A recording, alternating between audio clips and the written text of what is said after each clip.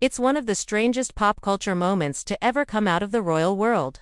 Meghan Markle comparing herself to the Little Mermaid. Yes, you heard that right. And now, the internet can't stop laughing, or rolling its eyes. Let's rewind to where it all began. Back in her bombshell interview with Oprah Winfrey, Meghan shared a moment that left even royal fans stunned. She said that while watching The Little Mermaid with Prince Harry, she realized something profound. She saw herself in Ariel, the mermaid who fell in love with a prince and lost her voice. At the time, it was meant as a metaphor, a symbolic way of describing how she felt silenced after joining the royal family. But years later, that comparison has resurfaced. And this time, it's not being treated like deep poetry, it's being memed into oblivion. Social media users have turned Meghan's Little Mermaid moment into a full-blown comedy thread. From photoshopped images of Meghan sitting on a rock like Ariel, to jokes about Prince Harry the red-headed royal merman. The internet has done what it does best, turn royal reflection into viral ridicule. One popular meme even captioned her Oprah quote with the line, "When you marry a prince and trade your tiara for a tail."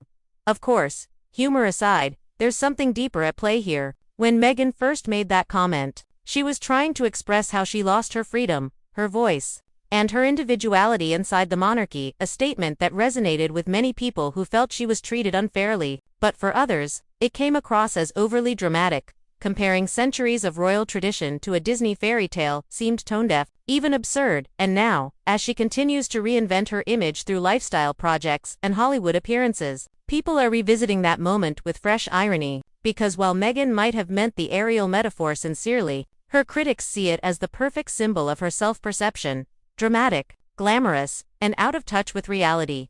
Still, Meghan's defenders argue that the backlash is unfair. They say she used The Little Mermaid not to dramatize her life, but to simplify an emotional truth, the feeling of being silenced in a system that prizes control over authenticity. They point out that her comparison wasn't about crowns and castles, but about identity, transformation, and reclaiming one's voice. And in that sense, the symbolism does make sense. After all, Ariel did get her voice back in the end.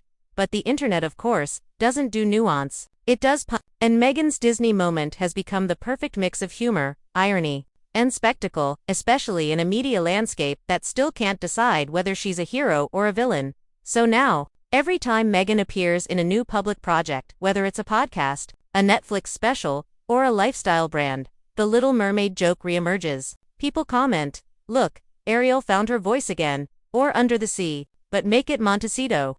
It's satire wrapped in obsession, proof that even when Meghan isn't trying to be dramatic, the world finds drama anyway. In the end, maybe Meghan wasn't wrong about one thing. She is a bit like Ariel.